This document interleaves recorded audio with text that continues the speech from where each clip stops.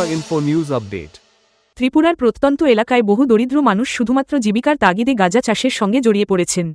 অনেক ক্ষেত্রেই এটি তাদের স্বেচ্ছা পেশা নয়, অভাব, বেকারত্ব এবং বিকল্প আয়ের সুযোগের অভাবই তাদের এই পথে ঠেলে দিয়েছে। প্রশাসন ও আইনশৃঙ্খলা রক্ষাকারী বাহিনী নিয়মিতভাবে গাঁজা বাগান ধ্বংসের অভিযান চালাচ্ছে, যা আইন অনুযায়ী অত্যন্ত জরুরি ও প্রশংসনীয় পদক্ষেপ। কিন্তু বাস্তব চিত্র হল, এই মানুষগুলোর সামনে টিকে থাকার মতো অন্য কোনো পথ খোলা নেই। তাই অভিযানের সময় অনেকেই প্রকাশ্যে পুলিশ ও বিএসএফ আধিকারিকদের কাছে বিকল্প কর্মসংস্থানের সুযোগ তৈরির আবেদন জানাচ্ছেন। আইন প্রয়োগের পাশাপাশি পুলিশ ও মানবিক দৃষ্টিভঙ্গি থেকে অনেক ক্ষেত্রে সহানুভূতিশীল আচরণ করছে। এই পরিস্থিতিতে শুধুমাত্র গাঁজা বাগান ধ্বংস করাই যথেষ্ট নয়, প্রয়োজন একটি সুপরিকল্পিত পুনর্বাসন উদ্যোগ।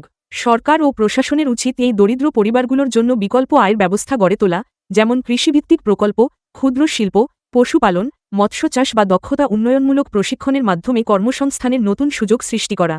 যদি আইন প্রয়োগের সঙ্গে মানবিক পুনর্বাসন পরিকল্পনা যুক্ত করা যায়, তাহলে গাঁজা চাষে নির্ভরশীল মানুষগুলো ধীরে ধীরে মূল স্রোতে ফিরে আসতে পারবে। এতে একদিকে যেমন বেআইনি কার্যকলাপ বন্ধ হবে, তেমনি অন্যদিকে সমাজের একটি পিছিয়ে পড়া অংশ সম্মানজনক জীবনযাপনের সুযোগ পাবে। আইনশৃঙ্খলা রক্ষার পাশাপাশি মানবিক উন্নয়নের এই সমন্বিত পথই হতে পারে সমস্যার স্থায়ী ও ইতিবাচক সমাধান।